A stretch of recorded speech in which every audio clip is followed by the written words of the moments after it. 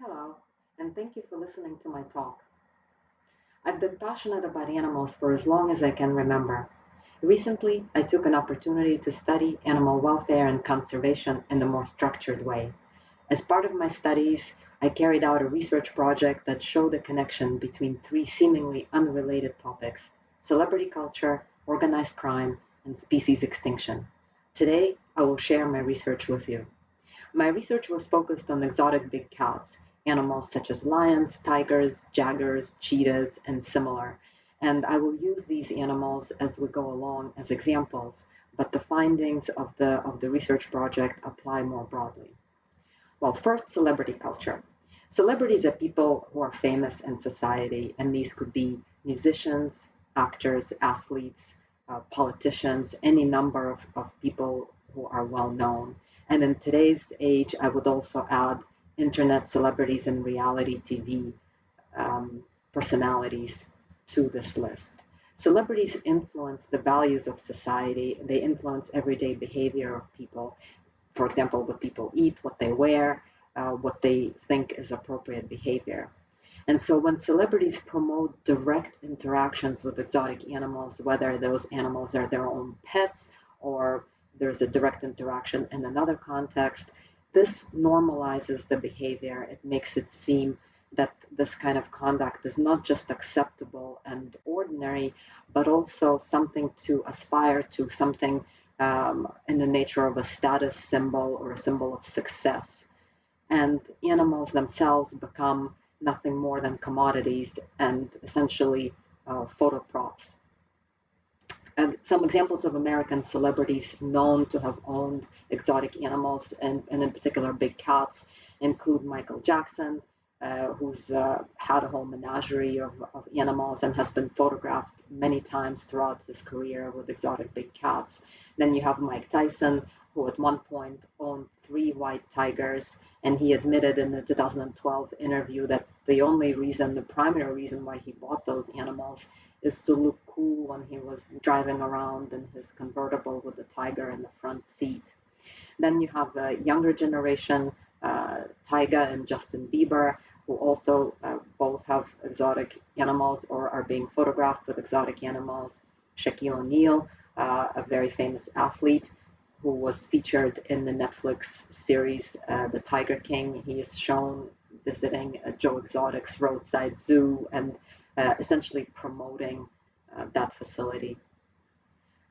This is not a phenomenon that's unique to the United States. Of course, celebrity culture exists, adoration of celebrities exists essentially all over the world today, and countries in the Middle East, countries in South America and Asia, really everywhere there is this focus on celebrity conduct and attempts by the public, by the fans, to emulate what celebrities do. In the Middle East, recently there was a study carried out that showed that, uh, in particular, cheetahs, ownership of cheetahs is viewed as a symbol of status and success. And there was a survey of social media posts of celebrities done that showed a very significant number of posts with exotic animals, showing direct interactions with exotic animals, and also the reaction of the audience was essentially positive. And so these kinds of celebrity actions, of course, affect what people do, but also the broader media representation of exotic animals. And this could be from television shows such as those on the Animal Planet channel, even conservation minded programs such as those by Steve Irwin, the late Australian naturalist. They mean well, but they give people a false impression of how exotic wild animals are appropriately interacted with, if at all.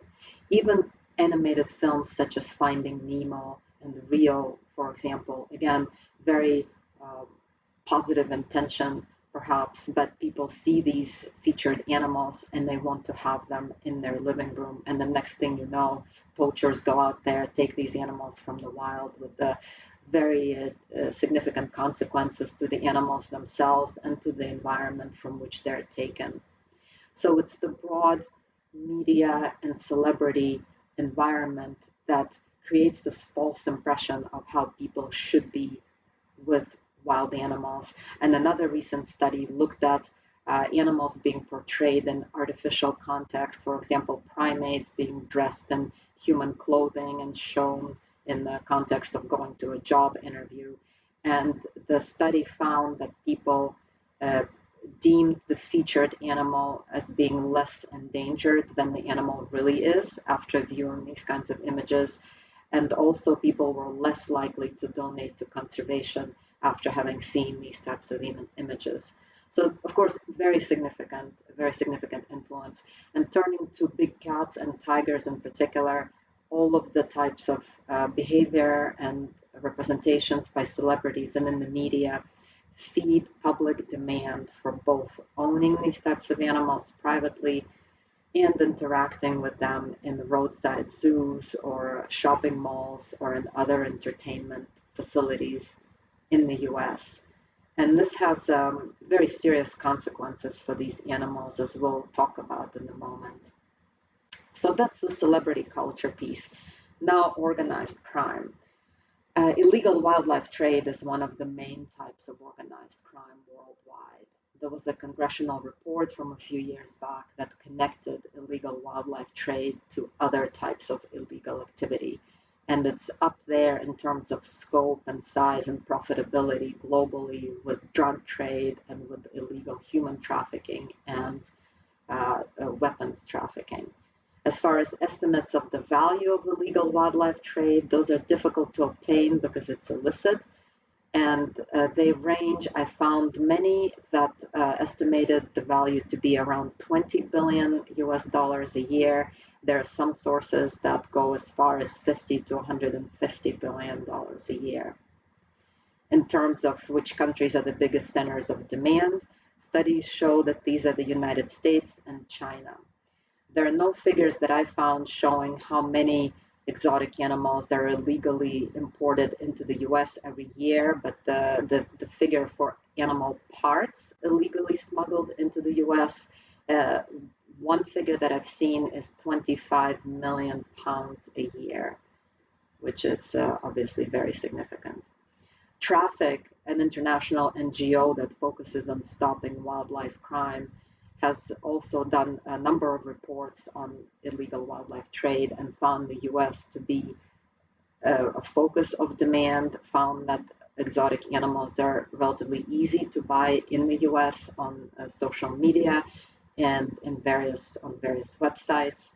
And a recent report by Traffic also flagged the risk of captive bred big cats, in particular tigers, from the US entering the global illegal wildlife trade in tiger parts. And we'll talk in a moment about why this is possible, but just so you understand why tigers are so valuable when they're killed and sold in parts, is because there are preparations in the traditional Asian medicine that are made with tiger bone, tiger claws, tiger whiskers, any number of tiger parts. And so now there are media reports actually showing that the concern flagged by Traffic is real because there are tiger parts being intercepted, attempts to smuggle tiger parts disguised as ceramics or toys into Asia are being intercepted by law enforcement. There have also been reports of tiger parts being smuggled into the US, again, likely for use in Asian medicine. And the life of tigers that are captively bred in the US is not a happy life. These animals are exploited from the time they're born till the time they die. They usually don't get appropriate veterinary care. They don't get appropriate space to move. They're usually quite crowded with other animals. The cages in which they're kept are usually barren. There is no enrichment, so there is nothing for them to do that matches with their natural needs in the wild. They're often declawed and defanged to make them easier to handle. Also, females are typically speed bred at up to 10 times the natural rates at which they would be breeding in the wild. And then the little little animals, little baby tigers and lion cubs are taken away immediately. And that there's two reasons for that. One, so that the female can breed again, and second, so that these animals can be essentially uh, loaned to the paying public for photo opportunities and feeding opportunities and other similar encounters. And so these little animals have no possibility to bond with their mother. They don't know how to be a tiger or a lion. They're often malnourished to keep them small, and I'll explain in a moment why that's important. They're handled often inappropriately by tourists. They're overexposed to noise and bright lights, and it's just a completely unnatural life for them.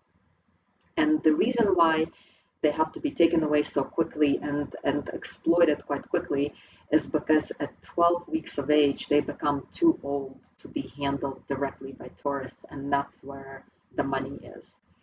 And so their owners try to get the most value out of them. And of course, once those 12 weeks are up, these animals just become basically a liability. It's a large animal that you cannot approach and that eats a lot of meat. And because the US doesn't have a very strong legal system to regulate who owns these animals and what happens to these animals, they're extremely vulnerable once they're not so useful anymore. And the reports show that they're sold. Anything could happen to them, but they're sold for canned hunts. They're sold for breeding or to traveling circuses, or they could be killed and sold in parts for the illegal trade to be shipped to Asia for use in traditional medicine. And so now we come to the third piece, which is species extinction. Often people think that if they patronize captive breeding facilities such as the Joe Exotic roadside zoo that was shown on Netflix, that they actually help conservation because, hey, these people are making more tigers, more lions. That's a good thing. That's actually the opposite. In the wild, big cats haven't done so well in the past century, really, but in the last 2 decades, their numbers have plummeted. Tigers, in particular, are at the brink of extinction. There's an estimate of fewer than 4,000 tigers remaining in the wild. And so, why do these captive breeding programs and these touch and hold and feed encounters harm conservation? First of all, these animals that are captive bred and intermixed and hybrided in various ways, they have no conservation value. There's no genetic lineage that could be traced. They could never be released into the wild. They also have no educational value because of the lack of natural environment and the lack of the possibility for them to behave as they normally would. And this constant public demand fed by celebrity influence, media influence, and other factors, but this public demand for touching, holding, direct interactions creates this cycle of breeding and dumping that I was just describing a bit earlier. And at the end of that 12-week period, these animals are extremely vulnerable to being killed and sent to Asia. And this doesn't take the pressure off their wild counterparts, to the contrary. And this is because of two reasons. One, people believe that wild tiger derivatives are more powerful than captive tiger derivatives. And second is that it's often cheaper to go and poach a tiger than to raise or buy a tiger. And so this continuous availability of parts, tiger parts in the illegal commerce, if you will, keeps up this demand, and this demand keeps endangering the remaining tiger populations. And so what can we do about all of this? In the US, if you are in the US, there's a very good initiative underway. It's called the Big Cat Public Safety Act. And if you have time, go read up about it and write to your representative and ask them to support it. It's a bill that will not fix everything, but it will go a significant way toward helping the situation. And one of the things that it will do is it will ban direct public contact with big cat cubs, and hopefully will help reduce this cycle of breeding and discarding of these animals, and help help their conservation. If the US takes better measures internally, it can then be in the better position to influence Asian governments to curb tiger farming and the use of tigers and other big cats in various medicines and so forth, because currently the US's credibility in Asia on big cat conservation is very limited because of the situation that exists in the US with these animals being bred and privately owned and discarded without any government controls. And then, of course, the important things are, as always, education and public awareness campaigns, getting celebrities involved to both understand what the right message is and to bring it actively to the public. Other better laws besides the Big Cat Public Safety Act. Also, zoos could do a better job promoting conservation, conveying the right message, and more enforcement. That is also very important. So all those measures taken together will hopefully help these animals and other exotic animals in the wild. And just as private individuals being sensitive to these issues and thinking twice about liking or commenting on your favorite celebrity's photo with a tiger cub in the private jet with a stack of money in front of them, or with a tiger on a leash, or with a primate, or whatever. And when you travel, also avoiding direct touching encounters, swimming with dolphins, washing elephants. You can be sure that behind these, there are just years of animal exploitation and misery, and nothing good comes of it. So it's good to be informed and to take the opportunity to inform others if you can. Well, thanks very much for listening. It's been a pleasure. Goodbye.